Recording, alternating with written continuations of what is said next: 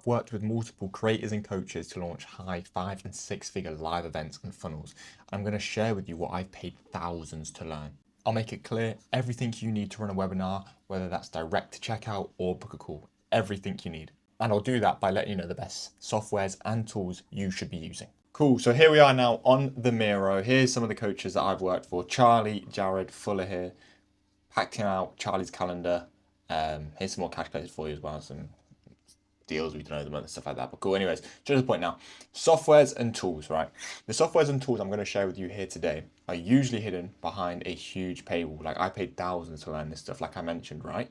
But what I'm going to do is, in the entire run-up to this webinar that you're going to launch, I will share with you every single thing you need in order to make sure it goes smoothly and make sure that you can hit multiple high and 6-figure live event outcomes too. Cool, so first we're going to start off with day one. The first thing you will need is webinar hosting. And the three things I'm going to break down at each stage is whether it's direct to checkout, book a call, or both. Secondly, what it's used for. And thirdly, what metric it impacts and how it directly affects how much money you make. So first of all, we have webinar hosting. So these three ones you can use that we mainly use: Webinar Jam, Zoom, and YouTube. If it's your first time out, Webinar Jam or Zoom is great.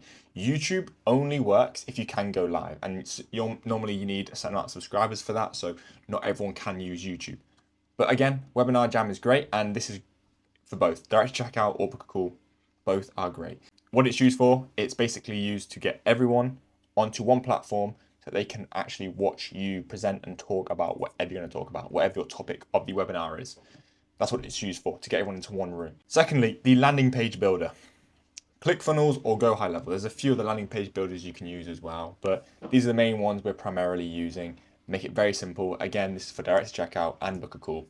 Use them for both to build a registration page, confirmation page, and a replay page. The replay page is where people will be able to watch a webinar if they missed it or if they just want to watch it back. And the main metric that this impacts is opt-ins.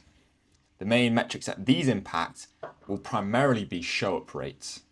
Because if you have a platform which is like clunky, it has issues, a lot of people will drop out and they won't keep watching. It also impacts retention. How long do they stay in there as well? These impact mainly opt-in rates, show-up rates to the confirmation page, and it can also impact conversions, depending on how smooth it is.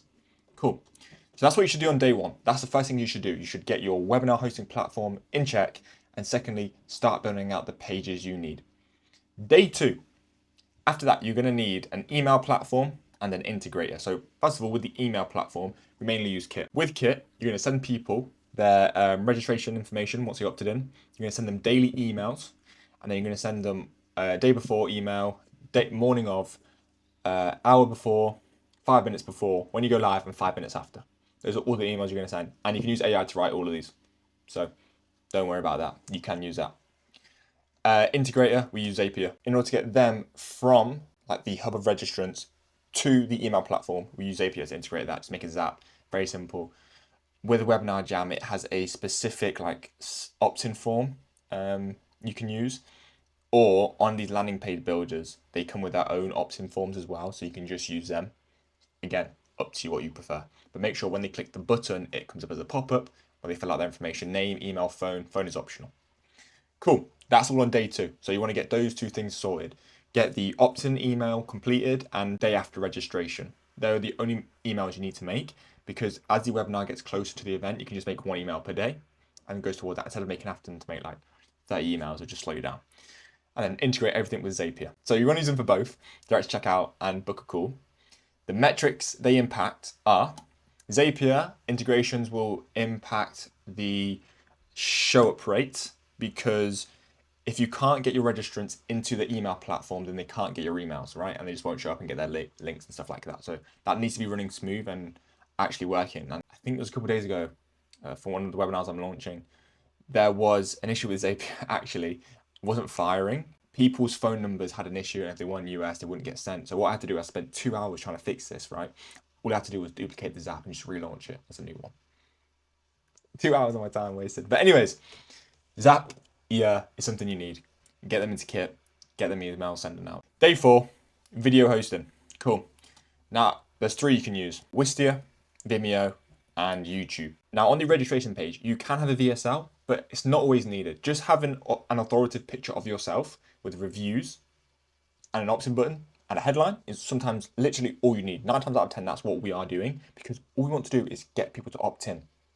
Then, when they get on the confirmation page, that's when you break down the 3 things they're going to get from you on your webinar, or 3 to 5 pillars of value that they're going to get from you, and the show up bonus. You're going to cover that in a video. Those are what you're going to cover on the confirmation page, and you need to have a way to host that video. If you're using Go High Level, you can use theirs, but we like to use Wistia because you can see where they get up to in the video. You can also have chapters and stuff like that, just make it simpler. So those are the main ones we are using. Then you also have Vimeo, that works as well. And then you also can just use YouTube, just upload it as enlisted.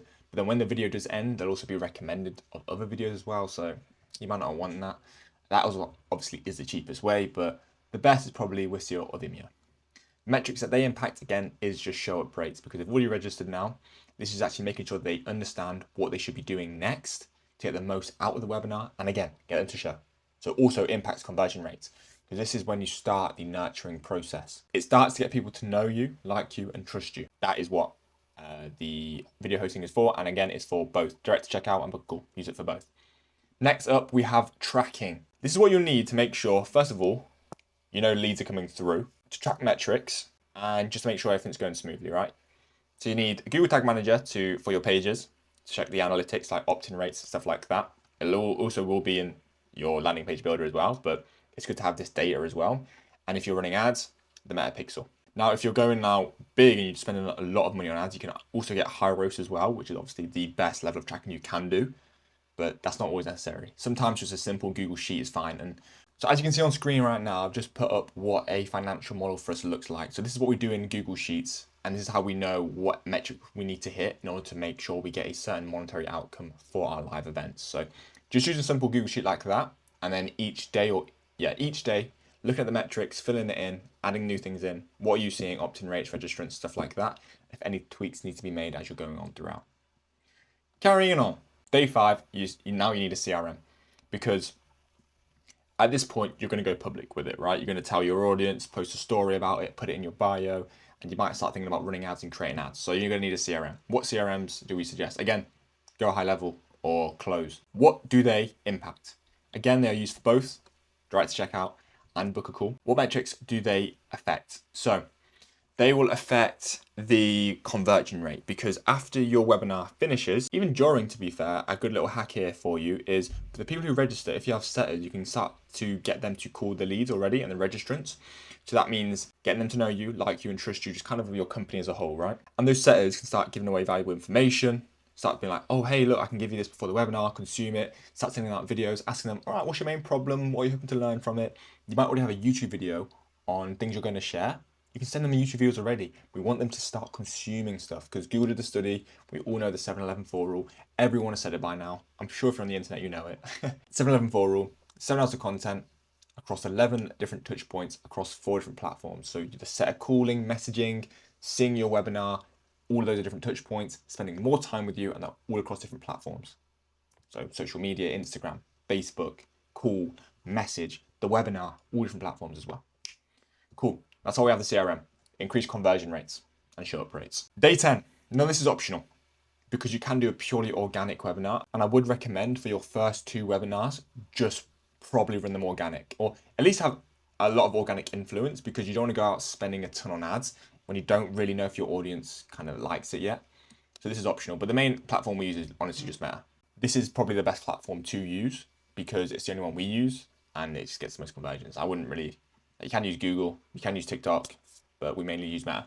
And there is a strategy as well where you can retarget people who have opted in, and basically you can put a series of short pieces of content in front of them, sometimes even long pieces, around 15 to 20, and just retarget them with those who've opted in to, again, increase that 7 hours of content and consumption they need of you, so that when they do go onto the webinar, they're more nurtured. They're like, oh my God, hi, nice to meet you, da, da, da, da. You can do all that type of stuff, but only start running that retargeting to people who've opted in once you start getting like quite a few opt-ins, because you need at least 100. So don't run it straight away. Just make sure your direct response ads for your webinar are already converting. Moving on to day 20, presentation maker. So obviously if you're running a webinar, you're going to need to know, you're going to have slides, right? And the slides are going to have to be pretty good. Now, the main way we are making the slides is on Gamma.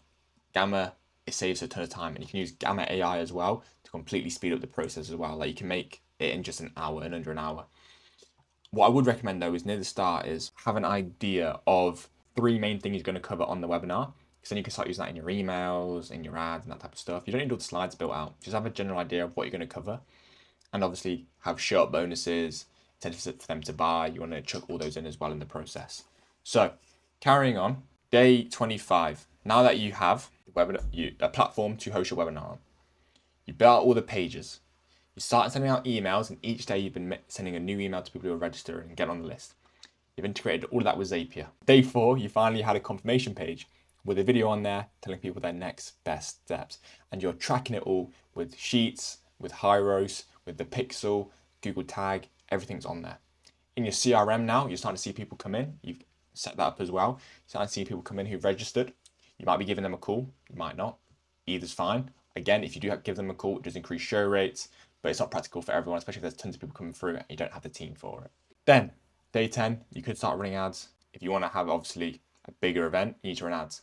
If you're going to do this purely organic, by the way, you can actually have a 2-week runway. Because since you don't have to spend loads of time creating ads, after you have all these 5 days set up, that's it. You don't actually need to spend more time setting things up. The last piece of setup, right, because you just have to make the presentations. The last piece of setups is this. So the application form, we use Typeform. This now, so this was for book a call and direct to checkout, but Typeform is just purely for book a call. When you pitch on the webinar, you're going to send the link to the Typeform or the booking page that you built out with your landing page builder. On this page or in the Typeform, they're going to have a series of questions. If you expect to have a large volume of applicants, do some filtering, right? Like asking what their budget is, when do they want to move forward with this type of stuff. And if they fit your ideal criteria, your last question on the form will be Calendly. It will be to book a call. This makes sure that so many of your applications who start filling out the application actually complete it. Because so many times, if you actually take them to a new page, it hugely decreases applications that are completed and people who book a call. So that's what metric this affects, the application completed rate and the booking call rate. The Gamma slides, this just increases the retention rate, because I don't think I mentioned that earlier. So these two are very vital if you're running a book a call webinar. If you're in direct to checkout, this is not necessary. The last but not least tool you will need is a payment processor. So there's 2 here, 2 that I mainly like, Stripe and Fanbasis. Fanbasis has more financing options, so you may want to opt for that, but this will only be needed once you either start getting people onto calls or if you just want to send them the link straight away so they can check out. If you're going to do it that way, I would recommend probably just doing Stripe with a cleaner interface. Now you have a way to collect payments. This is for both direct to checkout and book a call, and it affects conversion rates mostly, the people who actually buy. Because if you don't have financing options, so much less people will buy. Because people love Klarna these days. You have to have the Klarna option. And then in the last 5 days, because if you're running ads, you're doing organic, you're doing a huge event, that's why you can only really run these once a month if you really want to make some serious cash from it. But these last 5 days, you just testing the slides, testing the webinar room, make sure everything's running smoothly, make sure your internet connection is smooth, because on launch day, on game day, you don't want to be having any issues. You really don't, because you spent a lot of money to get all these people here. You don't want to mess it up now. So test, make sure everything runs smooth, and it will. You'll be fine. And that is everything. This is every single tool you need, and this is the entire setup you will need to launch a webinar.